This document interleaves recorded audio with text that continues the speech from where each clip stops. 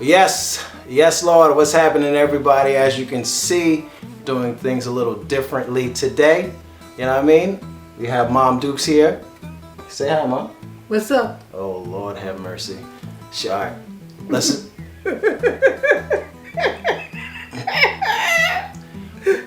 Yeah, we're gonna let it ride. You know what I mean? You see what's on top of her head? Let's just let it land, yeah? Let's let it land. She's feeling something today.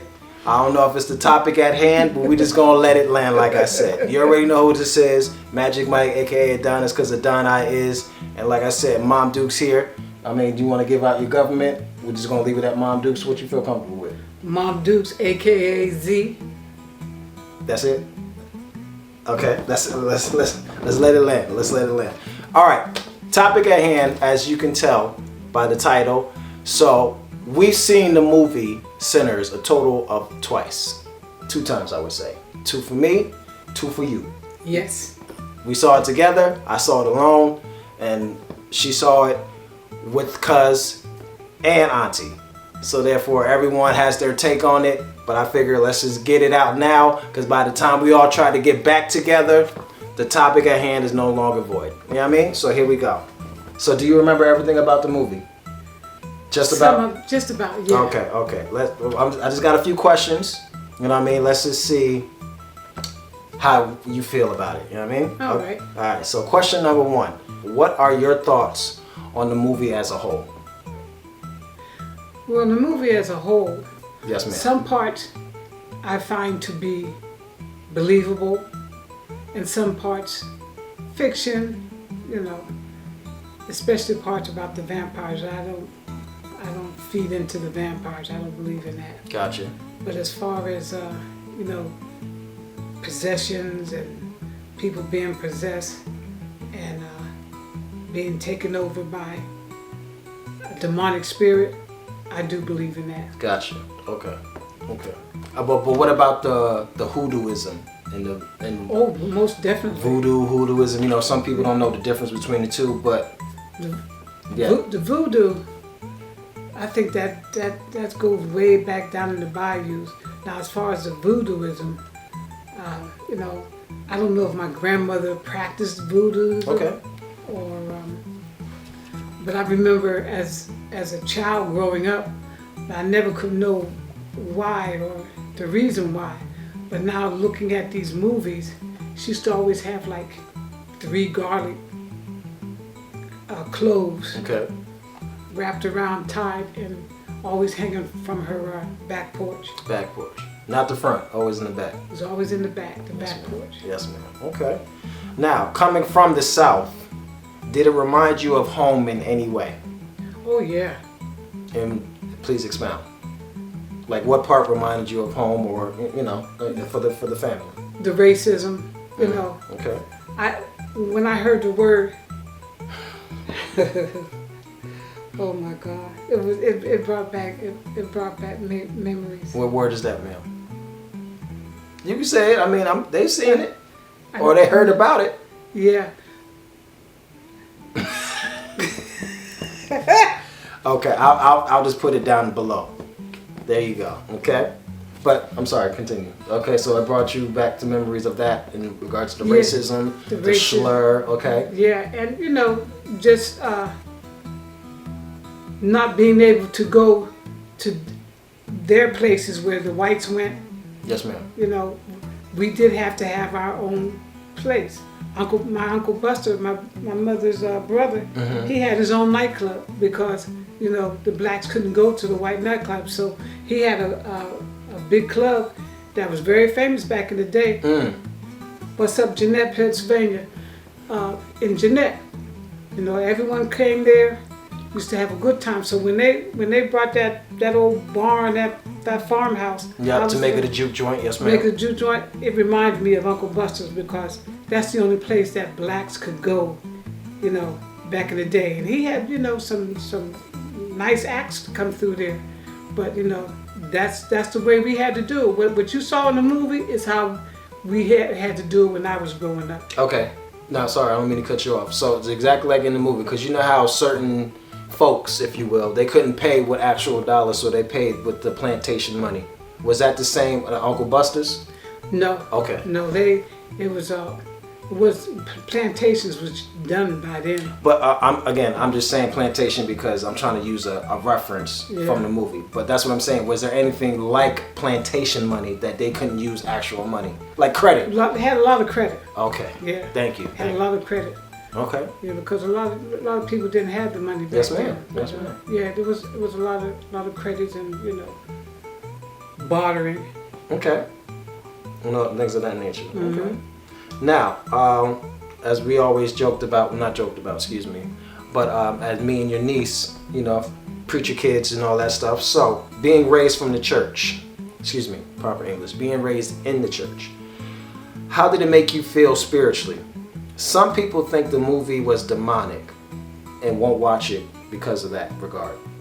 Now, did you, obviously watching it twice, did you feel that way? It was demonic, or did you have any spiritual feeling? No, I didn't feel like the movie was demonic. Okay. It touched on some real true things. Gotcha. Yes, ma'am. Like I said, the only part that I did, I couldn't identify with was the vampire, part. That's some people believe in it, some don't.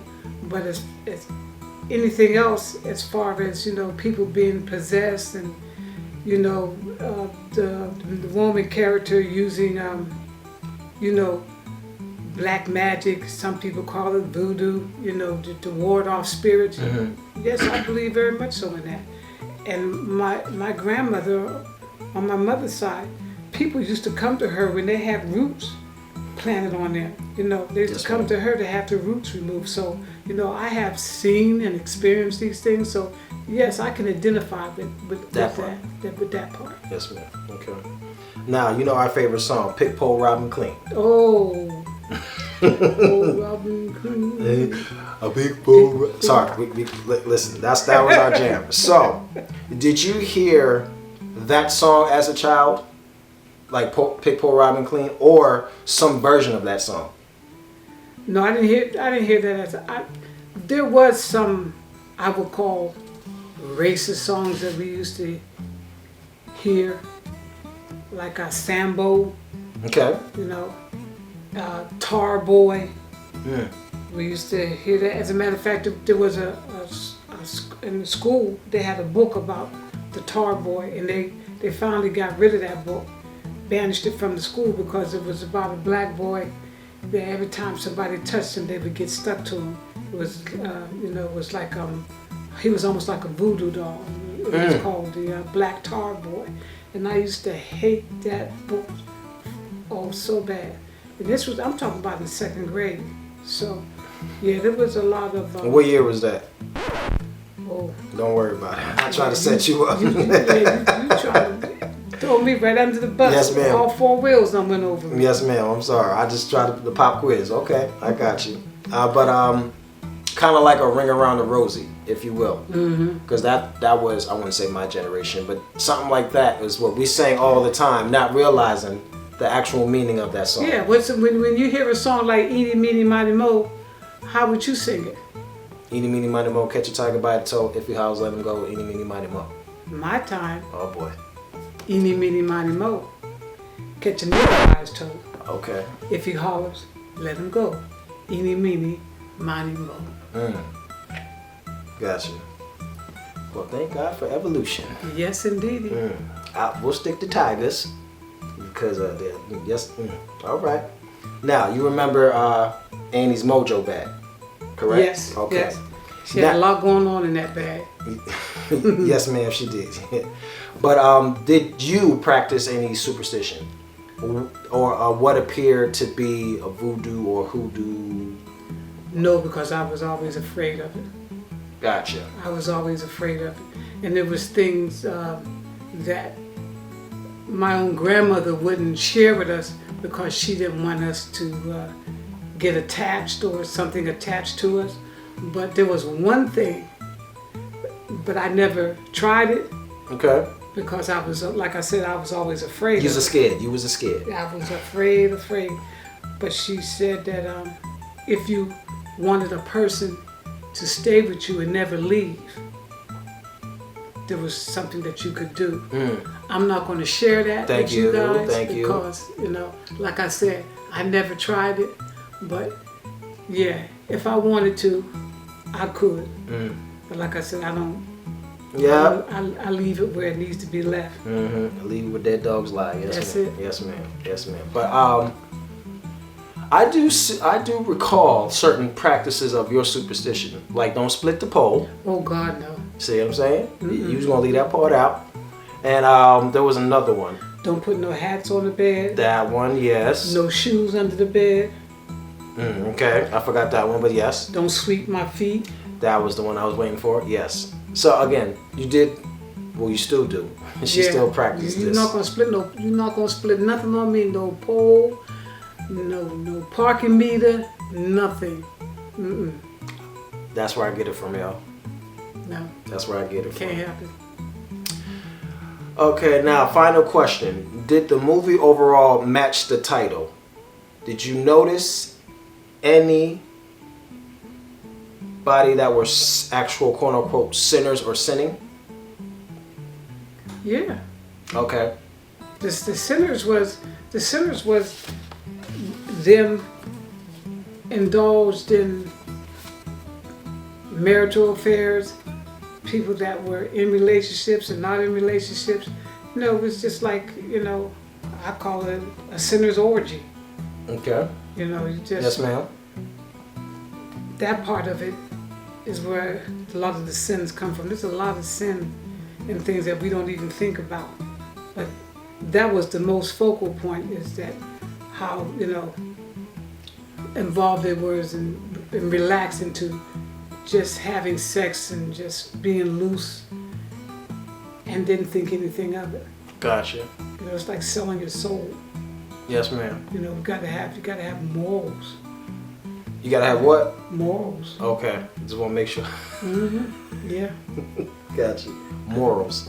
Got it. Yeah. As you heard, the southern twang came out. Oh yeah, I'm from Murs.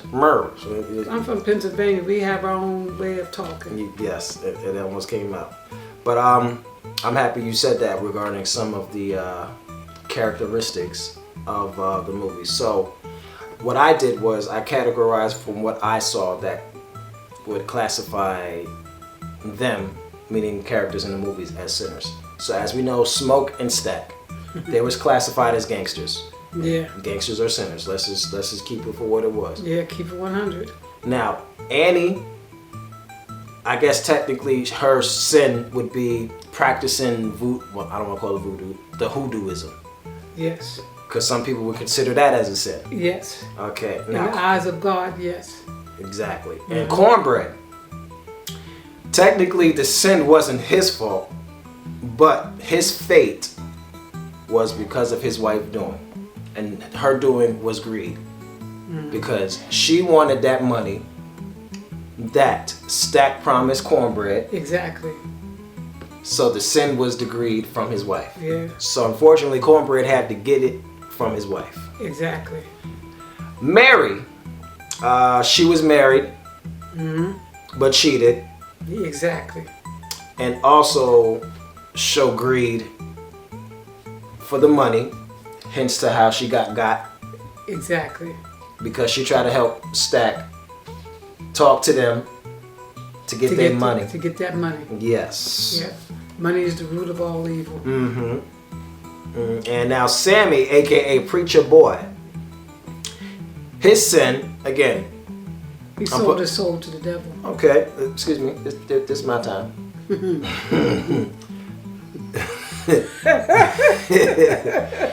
Sammy, Preacher Boy, yes, he didn't honor his father. His father wanted him to stay in the church, the path of the church, if you will, faith. But he did pick music, hence to what she said, sold to the devil, and didn't honor his father. Now, Grace and Bo, the Asians, if you will. I don't want to call them Chinese, the Asians, let's just, they were selfish from what was displayed. Now, yes, they did help. Yeah. But the selfishness part came when in the juke joint, when things was going south, and Bo wanted to stay to help one of the twins. Right. His wife was like, no, let's go.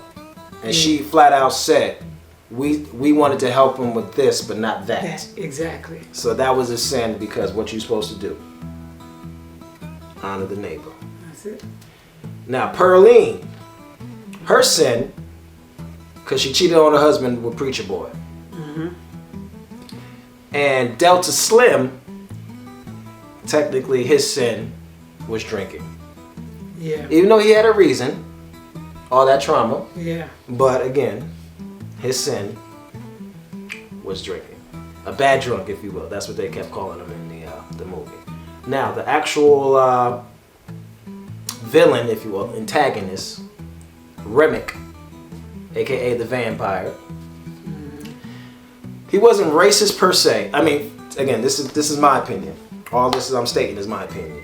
He technically wasn't classified as a racist. However, without realizing it, he was copying the Klan's principles in regards of the colonization, if you will. Right. Right.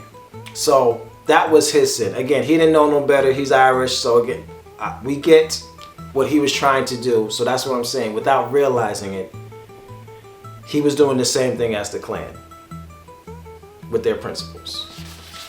And that's all I got as far as my notes. Now, is there anything that you recall that you wanted to bring up? Like, what was your favorite part of the whole entire movie? Or was there certain moments, because overall it was a good movie. Ryan Coogler, you did your thing, so let's just put that out there. Yeah. But for you, again, all the stuff that I mentioned is that stuff that reminded you of your upbringings and this and that and the third. So what were your favorites in the movie? My favorite was really at the very end, where I can't think of the character with the guitar. Preacher Boy, Sammy. Preacher Boy Sammy realized what his father had been teaching him all along. You know, you can love something and want something so much, but you don't sell your soul for it. You know, in other words, you don't put music or any materialistic things before God. Nothing comes before God. Because if you put anything before God, look what the outcome is going to be, as you can see. Yes, ma'am. Devastation. But he had a chance to redeem himself.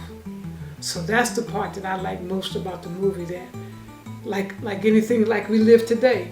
You know, you can do wrong, live in sin, do things wrong, say the wrong things, but you do have a chance for redemption.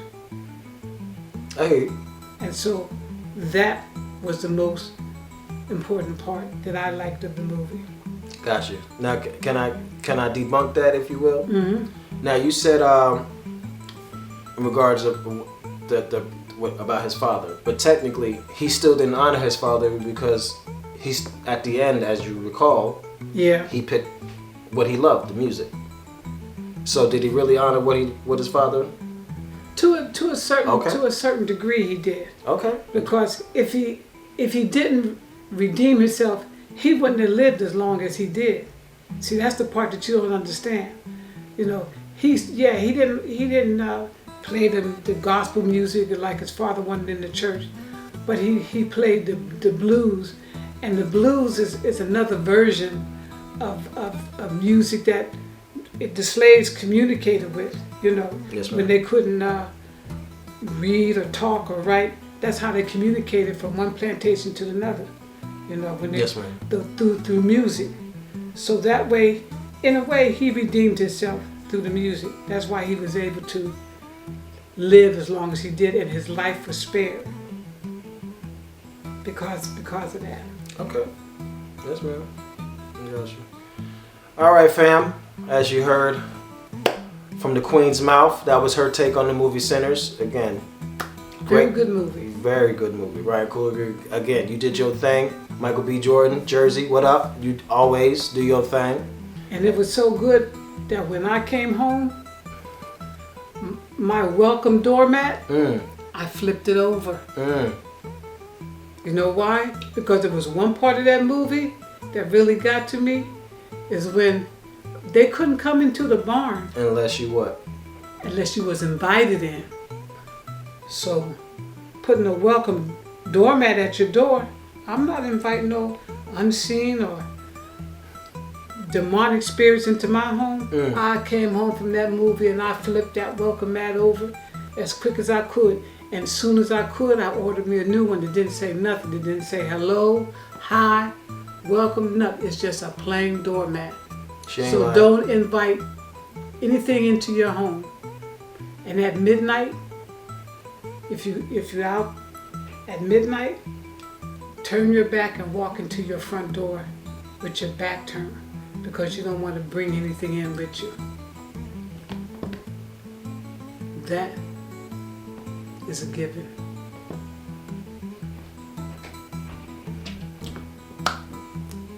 I have nothing else to say. You heard what she said. She meant it. Bless your heart. Like, comment, subscribe. We cannot wait to hear from your sister and my cousin, aka my sister cousin. Yes. Can't wait to hear their reviews on this here. This is our take. Part 2 will be theirs. Thank y'all. Love y'all. Peace.